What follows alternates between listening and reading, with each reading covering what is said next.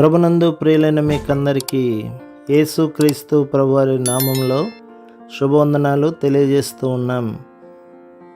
ఎడారిలో సెలయేర్లు అనే దిన ధ్యానము కొరకై స్వాగతం. ఏప్రిల్ 21. అబ్రహాము దేవుని మహిమపరచి ఆయన వాగ్దానం చేసిన దానిని నెరవేర్చుటకు సమర్థుడని రూఢిగా విశ్వసించి విశ్వాసం వలన బలము నొందెను. రోమాపత్రిక 4:21. అబ్రహాము తన శరీరం వంక చూసుకుంటే అతనికి స్పష్టంగా తెలిసిపోయేది అది మృతతుల్యమని. అయినా అతడు నిరుత్సాహపడలేదు.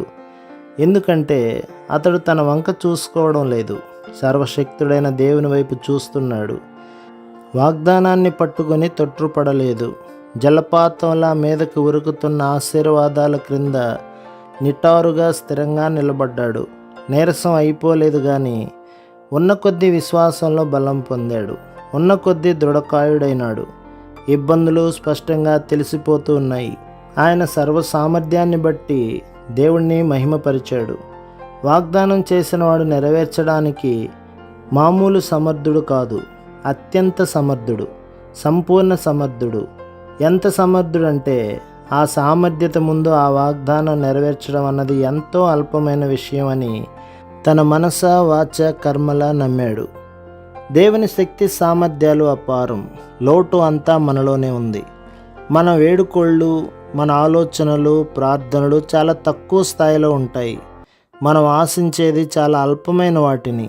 ఆయన మనలను శ్రేష్టమైన సంగతులను గురించి ఆలోచించమని అంటున్నాడు.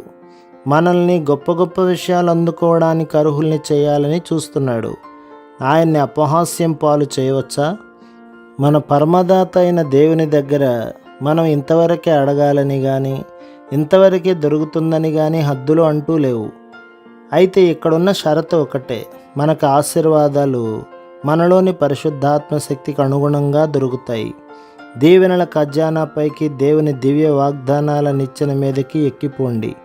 తాళం చెవిని ఉపయోగించినట్టుగా వాగ్దానాన్ని ఉపయోగించి దేవుని కృప, అభిమానం అనే సంపదల్ని చేజిక్కించుకోండి. ప్రభు మిమ్మును, మీ కుటుంబమును, మీ సంఘమును దీవించి ఆశీర్వదించునుగాక. ఆమెన్.